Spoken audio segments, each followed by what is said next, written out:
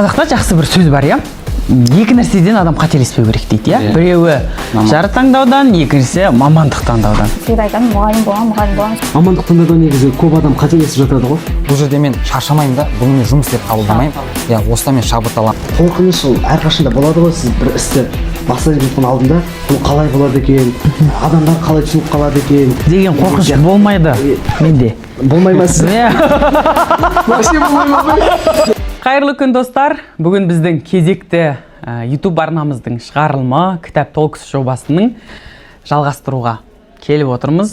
Бүгінгі бізде қонақта өздеріңізге танылып қалған Ергештай деген жігіт міне. Ергеш, қош келдің. Екінші бізде аса қадірменді қонақтарымыз келіп отыр. Мектебіміздің түлектері, міне 2 күннен кейін бітіретін алтын оқушыларымыз Тамирис және Рамазан. Қош келдіңдер, балалар. Рахмет, қош келдік. Қалдарың қалай? Қалай, мектепті қимай жүрсіздер ма? Әлі мектепті бітіретініміз өзімізге сезілмейді әрине. Бірақ та экзамен бітіргеннен кейін бәлкім сезіліп қалуы мүмкін, аттестат алып жатқанда дегендей ой бар. Қимастық сезім әлі туған жоқ, иә? Қимастық сезім ол ақырын қалыптаса бастайды ғой. Ертең бітірерге қарай. Бүгін бізде мамандықтың мәні деген кітап. Бұл кітапта мамандықты қалай дұрыс таңдау керек, соны қалай қалыптастыра білу керек деген сияқты. Мамандық таңдауда негізі көп адам қателесіп жатады ғой. Әсіресе қазіргі түлектер емес, негізі көп адам андай.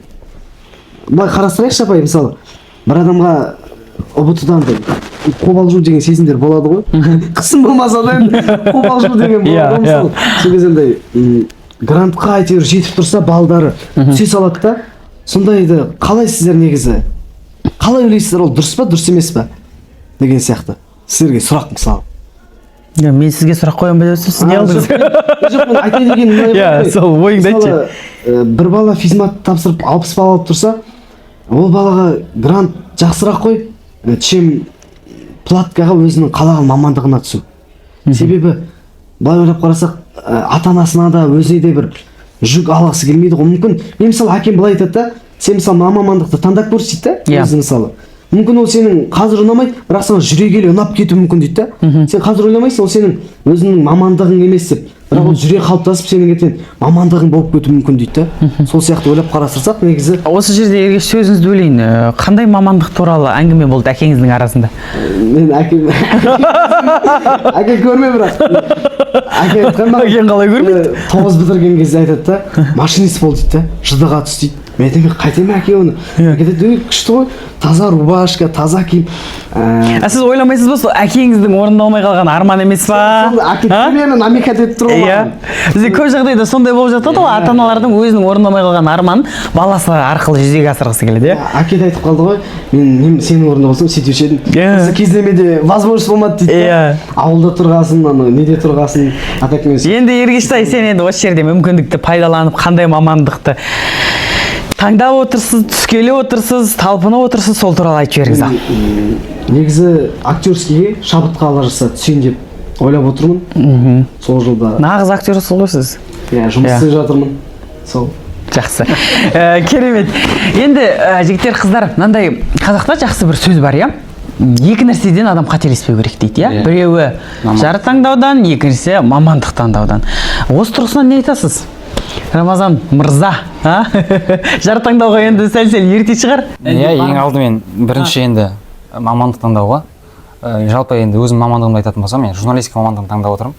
Оның ішінде телеведущий, яғни өнер адамы болу. Бұл енді кішкентайымнан қалыптасқан өнер десем болады. Ең алғаш осы 4-ші сыныпта мен бастадым, үлкен алаңда жүргізіп деген сияқты. Көпшілікке бұл енді бір жағынан анамның да арманы, ол кісі өнер адамы болғысы келді, бірақ нағашы атам кішкене үйдегілер қарсылық білдіргеннен кейін, жалғыз қыз болғаннан кейін ол кісіге өнер жолына жүруге қарсы болды да. Енді осы жол таңдағаныма басында енді кішігірім үйдегілер айтты, қарсылығын танытып, әкем де айтты, мүмкін басқа жағын көресің дегендей. Уақыт өте келе осы жолда мен қалай мысалы өзім шабыт алып жүрдім, қызығушылық танытып жүрдім, соны ол кісілер көре келе мені қолдай бастады, яғни айтқанда. Қазір бәрі қолдайды, бәрі күтіп отыр, яғни грантқа түсуімді деген сияқты, осы жолда алып кетуімді, анам да қуанады осы жол таңдағанды. Менің де осы жол таңдағанына өзім қуанамын. Яғни бұл жерде мен шаршамаймын да, бұны мен жұмыс деп қабылдамаймын. Иә, осыдан мен шабыт аламын, осы жұмысымды жасау арқылы мен демаламын деген сияқты ғой. Және де сол арқылы болашақта енді бір мықты тележүргізуші боламын деген ойдамын. Керемет, арманыңа жет жаным. Бұл жерде айта кету керек, Рамазан бізде мектебімізде белсенді оқушы, өзі жақсы оқиды, сонымен қатар барлық іс-шараны 90% Рамазанның жүргізуімен ғана біз өткіземіз деп айта кету керек. Жұлдыздың жансын жаным. Енді жаңағы қазақтың айтқанына мамандық таңдау мен жар таңдауда шатаспау деген дүниеге қайта келейікші. Томирис жаным, сізді Томирис бізде мектептің президенті болған, 2 жыл қатарынан президент болған, өте белсенді, өте биязы, енді нағыз қазақтың өте сабырлы, қылықты, керемет сүйкімді қызымыз біздің болашақ ұстаз. Нағыз ұстаз бейнесін мен Томиристен әлден көріп отырмын, соған қатты қуанып отырмын. Томирис, бұл ұстаздық жолды таңдау, бұл кімнің арманы болды? Ата-ананың арманы емес па? Өзің келдің ба? Негізі өзім ата-анам барлығы айтады. Бәлкім негізі мен ұстаздық мамандығына түсім келеді, бірақ та папамнан енді ағасы, әпкелері тоже ұстаз жолында білім беріп келе жатыр. Соларға қарап мен өзім бой түзеймін дегендей, соларға қарап бәлкім ұстаз болғым келген деген ой бар өзімде. Бәлкім ағам өзіме айтады, басқа мамандықтар өзіне қарай тартқысы келеді, бірақ та мен өзім мынандай ой айта ма, ұстаз болып қайтесің, қағазбастылық бар ғой, болмаса сондай айтады. Қоғамда бәрібір де ұстаздың жұмысы қиын екені туралы стереотип бар, сондай. Бірақ сіз ештеңеге қарамастан өзім сол ұстаз болғым келеді, сол ұстаз. Мүмкін сізге осы ұстаздық жолды таңдауға қазіргі таңдағы ұстаздарыңыздың бір әсері болды ма? Бір адамды кумир ретінде қарап, бір идеал ретінде қарап, осы ұстаздай болғым келеді деген сияқты ондай болған жоқ па? Бастауыш кезінде мен сұрайды ғой, өзім адам енді тіл шыға бастаған кезде кім боласың дегенде сұрақ қояды ғой. Сол кезде мен всегда айтамын, мұғалім боламын, себебі осы бастауыш сыныбында алғашқы ұстазым Төлеген Гаухар Бауыржанқызы болатын. Сол кісі сияқты өзі де сондай өзінің жауапкершілігі де мол, барлығына бір өзінің көзқарасымен барлығына жете білген. Гаухар апай бар ма қазір осы жерде тыңдап отыру мүмкін ба? Мүмкін, жіберемін. Гаухар апай, міне көрдіңіз ба, сіздің осы Томирис сияқты шәкіртіңіздің шамшырағын жаға біліп сізге ұқсаймын деген арманы осы 11-ші классқа дейін жалғасып, қазіргі таңда міне Алла қаласа оқуға түскелі отыр. Керемет, ол біз үшін, ұстаздар үшін ол үлкен мәртебе. Жарайсыңдар. Енді жалпы өткенде ертегі талқылағанда да бір кісі айтып еді маған, сіздер анау тақырыптан сәл-сәл ауытқып кетесіздер. Кітап қайда, басқа қайда деп. Сол Ергеш, айтшы, мына кітаптан не оқыдың, не айтасыз бізге? Кітапта негізі мамандықтың мәні жайлы философиялық тұрғыда жазылған шығарма айтуға болады. Бұл жерде бір үзіндіні айта кетейін. Бір күні Ұждан деген бір періште болады. Ол періште қыз кейпіне еніп, кәдімгі бір ауылды, бір қаланы аралайды ғой, халықты. Сол кезде бәрінің бетіне өзінің сен не істедің деп өзінің бір несін баса береді деген да. Не атқардың, адамдық борышыңды атқардың ба деген сияқты. И содан кейін кәдімгідей адамдар андай уайымшылыққа салынады ғой адамдар. Адамды не жейді, уайым жейді ғой әйтеуір. Уайымда андай уайымға, қайғыға түсіп әйтеуір. Ұйықтай алмайтын. Ұйықтай алмайды, андай ұйқы безі кетіп. Солай адамдар кәдімгідей уайымға түсіп қалады. Сосын бір күні солай Ұждан деген періште бір байға келіп айтады ғой, сен неге бір кедейді ұрдың деп. Енді кедейді ұрған кезде андай себебі болған, бір кедей бай бүкіл кедейлерге жұмыс жасауға береді екен де тегін. Бірақ сол кедейлер астық ұрлайды екен. Содан кейін кәдімгі бәріне сабақ болсын деп сол кедейді ұрады екен ғой кәдімгі. Сосын сол қатесін жаңағы Ұждан кейпіндегі қыз келіп, өзінің сол күнә ретінде қарап мазалайды, жаңағы байды. Енді ол жерін мен де оқығанмын, Ергеш. Сәл-сәл ауытқып атқан сияқтысыз да сіз біразда. Ой, ана кітап оқыдың ба десе, примерін деген сияқты. Мына жақта біз ел болып күтіп отыр, қанша халық көреді, примерін айтуға болмайды. Бұл жерден не мән көріп тұрсыз сол оқиғадан? Әрі жалғастыра беріңіз. қажемеге яғни мазалайды ұждан келіп содан кейін мен оқығаным бойынша ауылдың барлығы бай болсын кедей болсын жаңағы ұждан мазалап ұйқысыздыққа ұшырайды. Әр адамның жасаған бір күнәларын кемшіліктерін бетіне айтып оларды ұйықтатпайтын жағдайға ұшыратады. Содан бір күні неше оқисың сен Ергеш?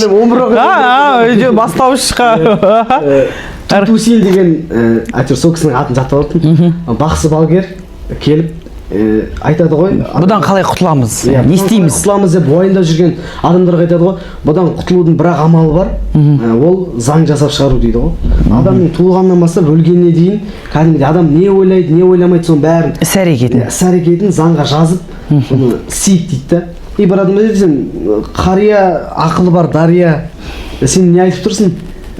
Ол періште ғой, ол андай любой жерден өтіп кете алады деген сияқты мағынада айтады ғой.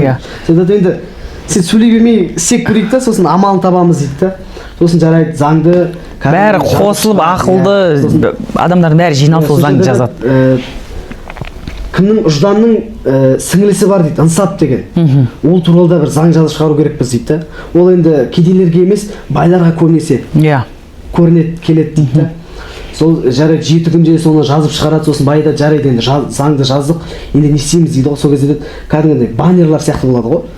Жерлерге іліп қойық дейді. Заңды бүкіл жерге тарату мақсатында дейді. Соны енді ол кезде медиа не дейтін жоқ, соцсет.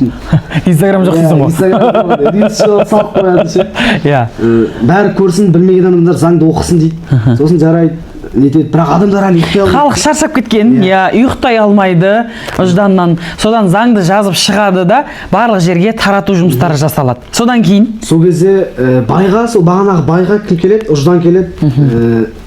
Келіп айтады, сен не істеп жатсың деген сияқты. Сен анада айтып едің ғой, кедейлерге бүкіл байлығымды таратып беремін деп. Сен неге соны істемей жатсың, сен ұмытып қалдың ба деген сияқты. Сол кезде кәдімгідей бай андай қобалжып уайымға түспей, кәдімгідей шіміріп келсең айтады екен да. Сен не деп тұрсың? Мен ертең андай байларға байлығымды тарататын мен емес, олар жайлы алаңдайтын дейді да. Мен өзімнің ұрпағыма андай байлықты мирас ретінде қалдыруым керек. Ол заң жүзінде жазылған 16-шы бапта деп айтады. Кәдімгідей ана жерде ұждан сасып қалады екен да. Не айтып тұр бұл? Яғни кез келген байды кінәлағысы келген кезде бай оған заңның баптарымен нақты жауап беріп ұжданды итеріп тастайды. Айтқанда сосын ұждан кәдімгідей адамдарға сөйтіп әрі қарай қорылдап кетеді деген жері бар, ұйықтап. Ондай жері бар ма еді? Ұмытып қалыптым. Оқыдың ба сіз? Кітапты оқығанда қандай ғой, кітапты қалай оқисыз сол кітапты? Андай оқиғалар көп қой. Біздің де памятіміз андай емес қой, енді прям бәрін жаттап ол емес қой мақсатымыз кітап оқығанда. Одан ең главный түйін ғой. Не алдық? Әрине. Ұстанымдарың қандай болды деген сияқты. Автор осы оймен не жеткізгісі келді деген сияқты. Сонымен автор осымен не жеткізгісі келеді екен? Не жеткізгісі өзі ғой айтып отырған. Негізі Әл-Фараби атамыздың сөзі бар еді, тәртіп бар жерде тәртіпке бағынған ел құл болмайды деп момышыл айтқан. Адамзатқа тәртіпсіз берілген білім адамзаттың қас жауы. Ұстаздың айтқанын тыңдаймыз. Ергеш, сен сәл-сәл. Что-то бүгін я не свой что-то. Жұлдыз ауруына ұшырап баратқан жоқ. Әл-Фараби атамыз сол деп айтқанда тәртіпке ең бастысы бұл жерде тәртіпке үйрену керек қой. Баланы бала кезден бастап тәртіпке үйрету керек. Керемет. Ой. Тәрбие беру керек. Енді осыны Рамазан жаным, сен осы тәртіп деген нәрсе, дисциплина дейміз, тәртіп дейміз. Осы нәрсені енді мынау кітаптан біздің оқып отырғанымыз, кітаптың бәрін оқу, оның барлығын жаттау мүмкін емес деп отырмыз ғой. Осы жердегі ой түйу. Белгілі бір мамандықтың иесі болу, керемет маман болып, жаңағы Абайдың сенде бір кірпіш дүниеге кетігін тапта бар қалам болып, бір кірпіш болып қалыптасуымызға осы тәртіп деген нәрсенің маңызы жоғары ғой. Ал енді осыны қалай мамандық таңдауға тәртіпті байланыстырамыз, соны айтыңызшы. Ойыңыз. Енді жалпы жаңа Еркеш те айтып отыр ғой. Жаңа тәртіпсіз алынған білім емес деген сияқты. Ең біріншіде тәртіп болмаса, ол жерде білім де ештеңе болмайды менің ойымша. Ең алғаш осы тәртіп ол үйіңнен басталады ғой. сен даже мысалы ертең журналистикаға түссең де сен егер өзіңде тәртіп болмаса, бір алға қойған мақсат болмаса, оны да аяқтай алмай қалуың мүмкін, иә? Ертең мысалы тележүргізуші болғанның өзінде де сен халыққа ақпарат жаңалық жеткізіп жатасың да, өзің жақта басқаша тәртіп көрсетіп не істейтін болсаң айтады ғой. Таңғы эфирдің өзінде ұйықтап қалып жатсаң, ең қарапайым дүние. Ең қарапайым дүние. Мынаның жұмысы басқа, бірақ іс-әрекеті басқа деген сияқты ғой. 200 адам деген сияқты.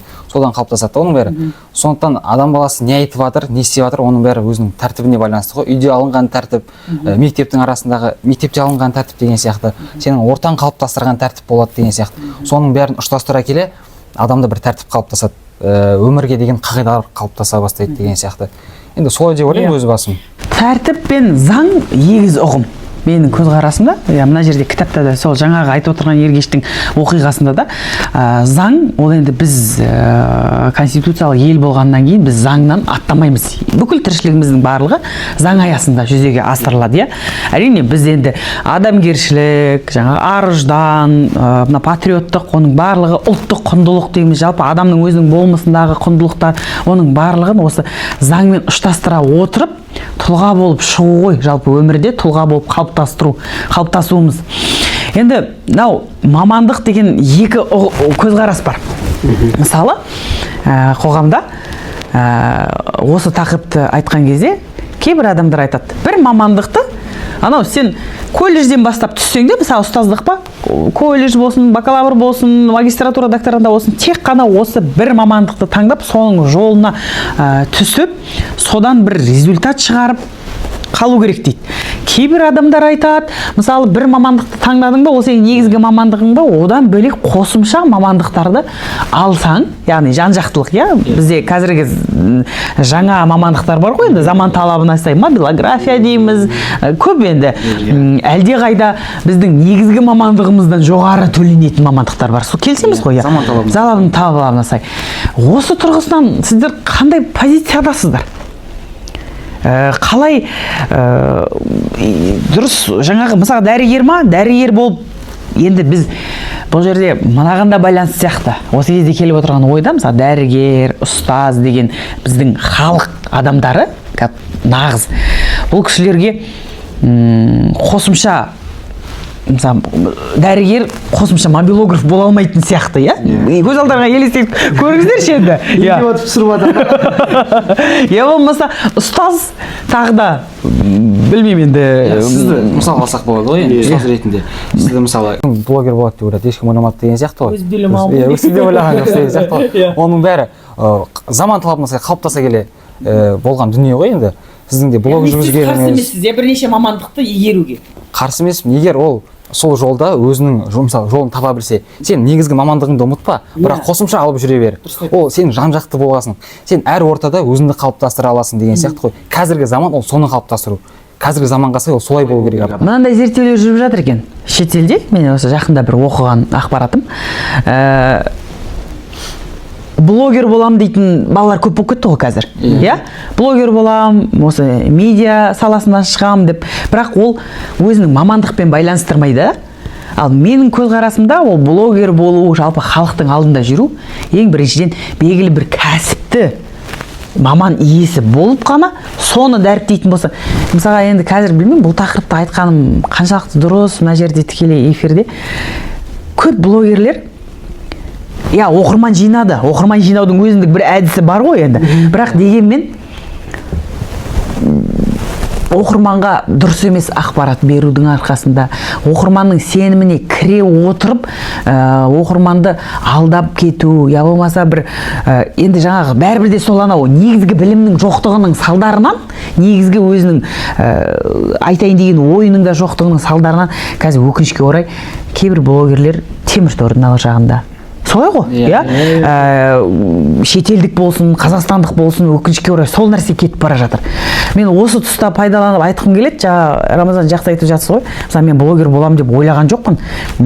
Бірақ мен қазір не үшін халықтың бір шынайы ілтипатына ие болып жатырмын, өйткені мен кәсібім бар, осы қызметім бар, өзімнің мамандығым бар, сол мамандықты дәріптеу мақсатында, сол мамандықтың плюсы мен минусын айту, жаңағы, енді миссиям көп қой енді блогерліктегі.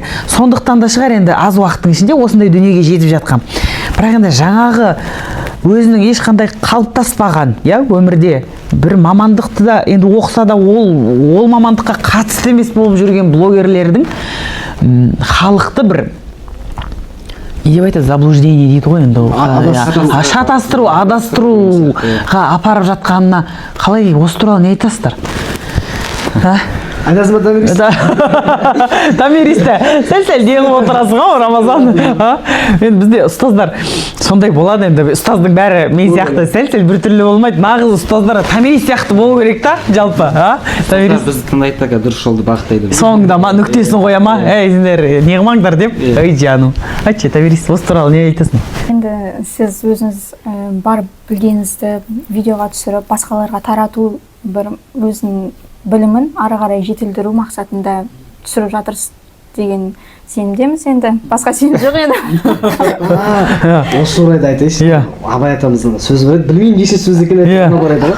Адам дүниеге келген кезде екі нәрсемен туылады, біреуі білсем, көрсем, бірісі жесем, ішсем. Осы неден қарауға болады, міне мамандықтың мәнінде осыған бір ұштастырып айтатын болсақ, мамандықтың мәнінде де айтады ғой, тәуекел ете білу керек деп. Адамға тәуекел ол әрқашанда, сізде мысалы бір қорқыныш ол әрқашанда болады ғой, сіз бір істі бастап жатқан алдында бұл қалай болады екен, адамдар қалай түсініп қалады екен деген қорқыныш болмайды менде. Болмай ма сіз?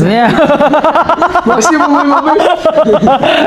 Мен бір жақсы қасиетім немесе жаман қасиетім, бір сәл-сәл қорқыныш деген нәрсе жоқ та мен. Ол жақсы да шығар, өйткені одан қалыптаспаған нәрсе ертең содан сабақ аласыз деген сияқты ғой. Келесіде мысалы бұлай емес, бұлай жасап көремін деген сияқты. Тәуекелге бару деген сияқты ғой. Сізді енді көп қарау себебі менің ойымша сіздегі шынайылық қой.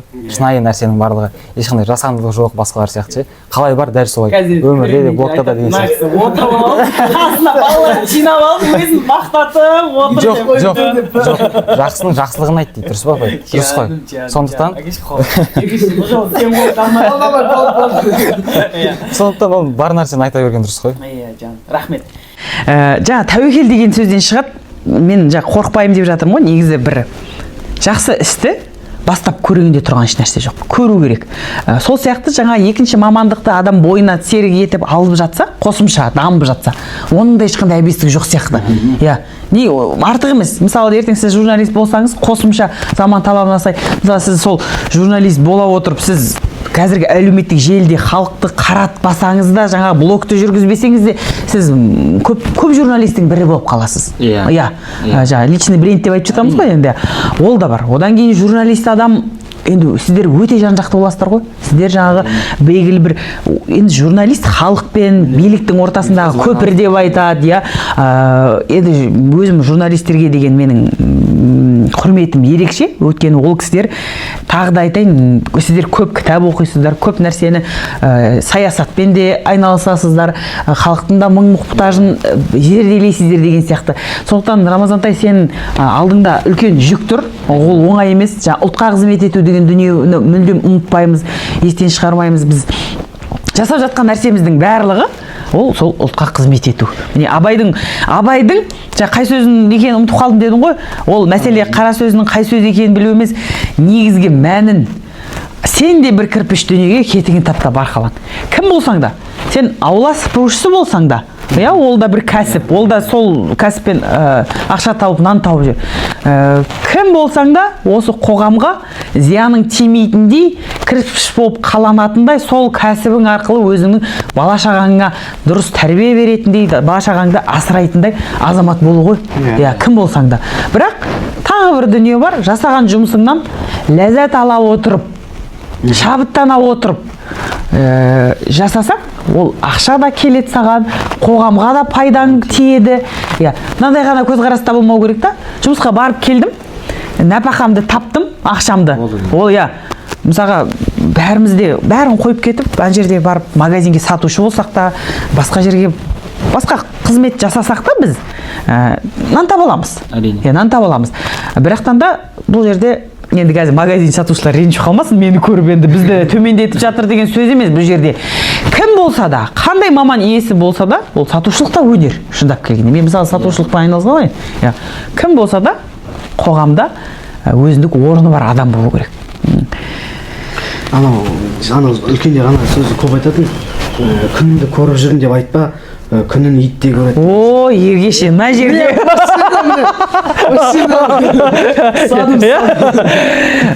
итте бір басын қайттайды дей ма, сондай сөз бар қазақта. Былай мағынасын ашып қарасаңыз андай, сіз айтып тұрсыз қоғамға пайдаңыз тию керек дейсіз ғой, зиян емес. Сол адамдар қазіргі кезде левый көп істейді ғой, андай жаман жолдармен, андай мына мамандықтың мәні дегенде де анау тәуекел еді, бірақ тәуекел несін екінші рет алам ба қолын? Ергеш, мен сол жағыма отырып ұра алмай тұрмын да просто. Өте керемет айтып тұрсың да, Ергеш. Иттің өзі өзінің басын қайттайды деген сөзді тағы айтқым келеді. Біз ит емеспіз ғой. Біз адамбыз. Біз басымыз, әйтеуір күнделікті тамағымызды таба аламыз біз. Ит те таба алады деген сөз. Ал бірақ біз адамбыз. Жануардан айырмашылығымыз санамызда. Біз жаңағы осы ұлт болып қалыптасқаннан кейін осы ұрпақты әрі қарай елді сақтап қалу мақсатында осы міне актер боламын деп отырсыз, журналист, ұстаз боламын деп отырсыздар. Бұл нағыз енді зиялы қауым өкілдері ретінде қарау керек бәрібір де сіздерге. Сондықтан сіздерде мемлекетке, ұлтқа қызмет ету, тек қана осы отбасымның деңгейінде ғана қалатын маман иесін таңдап отқан жоқсыздар сіздер, мамандықты таңдап отқан жоқсыздар. Түсініп отырсыздар ма? Егер мен түсінерім, егер сіздер осы мына отбасымды ғана, я болса өзімнің басымды ғана асырай алатын мамандықты таңдап отсаңыздар, мен бұл нәрсені көтермес едім. Өте жақсы айтып отырсыздар. Мамандық туралы риза болып отырмын. Ергеш. Нүктесін қой дейсіз. Нүктесін.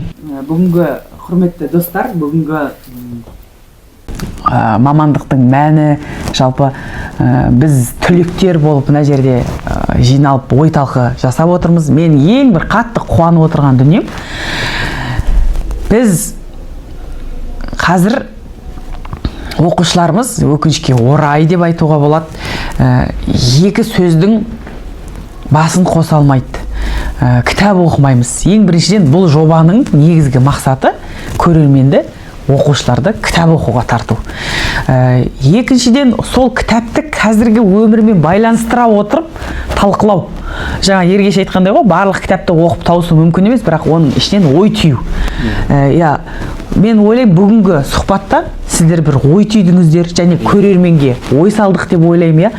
Қандай маман иесі болмасаңыздар да, сіздер адам болып, қоғамға қызмет етіп, еліміздің патриоты болып, осы болашақ сіздердің қолдарыңызда екенін ұмытпайтындай адам болыңыздар. Бастысы маман болу ма, бастысы адам болу ма деген сөз бар ғой. Бастысы адам болу. Адам болу дегенде тағы да Абай не деген?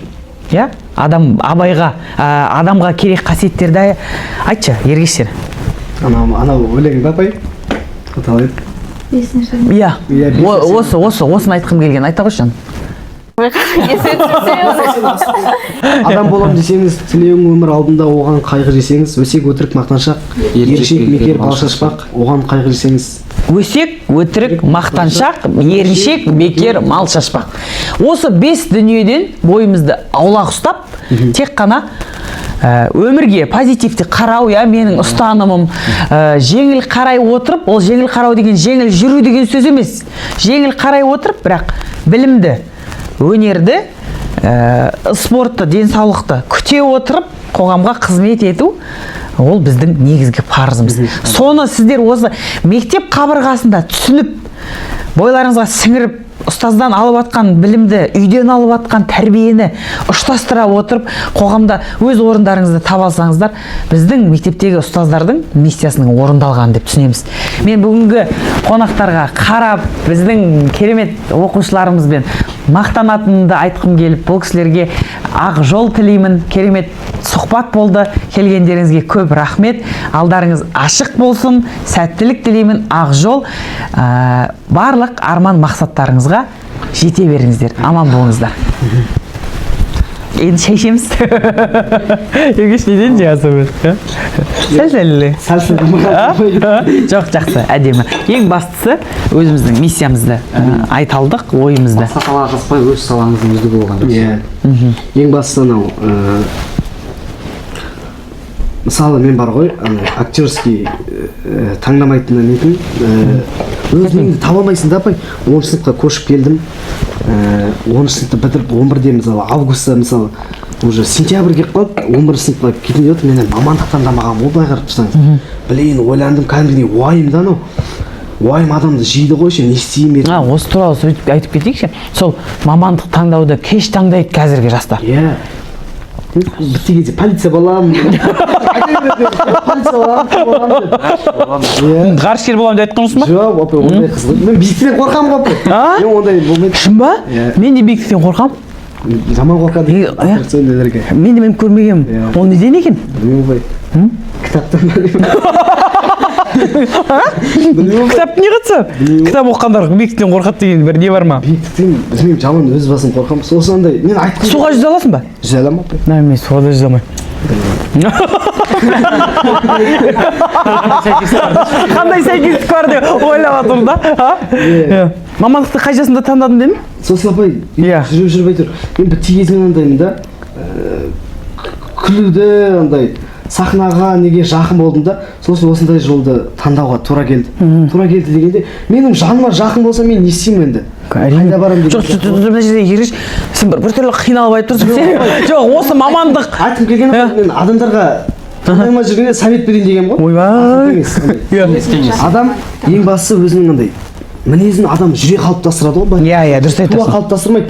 Адам мысалы қоршаған ортасынан алады, ата-анасынан алады деген сияқты ғой. Бәріне туа қалыптаса бермейді. Сол үшін андай өзіңіздің натураңызды табиғи таба біліңіз. Иә, жоғалтпаңыз. Одан қашпаңыз дегенді айтқым келіп тұр ғой. Ергеш ана үш рет қол алғанға үйреніп қалғанда сол обязательно. Сен соған үйреніп әдейі аяқталса да қоймай. Совет түрінде жүрген. Ойбай, жастарға. Сіз таба алмай жатсаңыз, нөмірімді қалдырып кеткен жазыңыздар деп. Жоқ, совет не совет болды, біз оқымадым.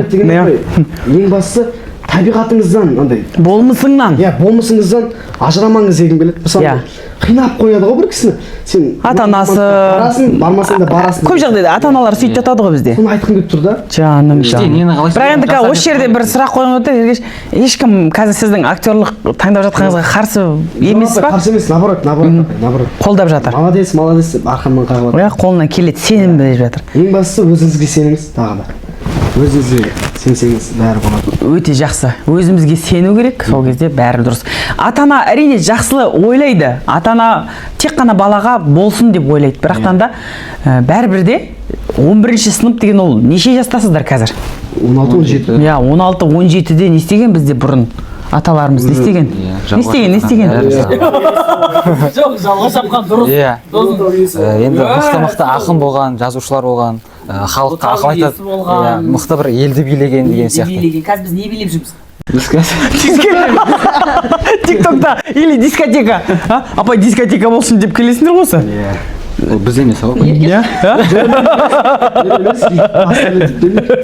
Жарайды. Мәселе одан емес. Пайдаланады дейсіз. Түбіме жететін болса ол ақ көңілдік түбіме жету дегенге мен келісемін. Маған да сол зәл зиянын көріп жүрмін. Андай ғой, бір кісі келіп сізге өтінеді ғой бір нәрсені. Мынаны істеп бере аласың ба деген сияқты. Білмеймін, мен сол кісі жоқ дей алмайсың. Иә, жоқ дей алмаймын ғой. Ана мен балалар маған прикол ұстайды да, бай болғың келсе жоқ деп айтып үйрен деп. Сондай ақылшылар бар ма? Сондай ақылшылар бар. Иә. Көріп отырса біледі бізді. Астында комментарий жазып кетесің, мен деп қол көтеріп. Иә. Сөйтіп прикол ұстайды да, мен ол кісіні жоқ, мен бар ғой осы жерде кітапқа оралаймыз ба? Жаңағы кітапта сіздің айтқан жеріңізде байға айтады, иә, ұждан. Сен неге ана кедейге көмектеспейсің дейді. Иә. Сол кезде не дейді? Мен ол барлық кедейге көмектесуге міндетті емеспін. Менің әрі қарай өзім ұрпаққа қалдырып кететін де. Иә, бұл да мен өзім маңдай теріммен жасаған. Яғни жаңа жоқ деп айт дегеннен шығады ғой осы жердегі. Сонда адамдарға да кішкене отказ беріп үйрену керек деп тұрсыз ба? Андай. Жөнімен. Иә, жөнімен. Иә, өйткені айта бер. Сіздің де андай нелеріңіз болады ғой, жоспарларыңыз деген сияқты. Солардан да содан айнымау керек дейсің ғой. Айнымай басқа жолға нетпей. Бұл енді негізі келесі тақырып жоқ деп айту туралы. Осыған байланысты кітап тапшы. Жоқ деген кітап бар ма? Жоқ болса жазсайшы өзің Ергеш, ол не саған қиын ба? Ойланып көрейік. Жақсы. Керемет, балалар шайдан алып отырыңдар. Қалай сұхбат ұнады ма? Томирис ұнады ма? Білмеймін, ұнамаған сияқты отырсың ғой че-то. Қазір көрермендер ойлауы мүмкін, абайсыз жігіттерді ұрып қасыңызға мынандай қыздарға не істемейсіз деп. Маған алдында да бір рет айтқан. Жігіттермен көп контакт орнатасыз деп, мен ана өзім кішкене жігіттер сияқты өскенім бар енді, соның әсері ау деймін негізі. Мен Томирис сияқты қыздарды көргенде қатты қызығамын да, қолымнан келмейтін нәрсе да. Томириске қарап риза болып отыр, нағыз педагог, нағыз ұстаз. Жарайсың жаным. Томирис ренжіп қалар, мен қолымда алмады деп. Мақтап қол алмайды деп. Жақсы, керемет сұхбат болды. Рахмет балапандар, аман болыңдар. Бастысы бас амандығы. Әрі қарай одан кейін барлығын жасауға болады. Жақсы, шай ішіңдер. Ештеңе етпейсің ба? Жоқ, болды. Үш рет алдың ба, қолыңды жете ма? Осымен болды. Осымен қайттым.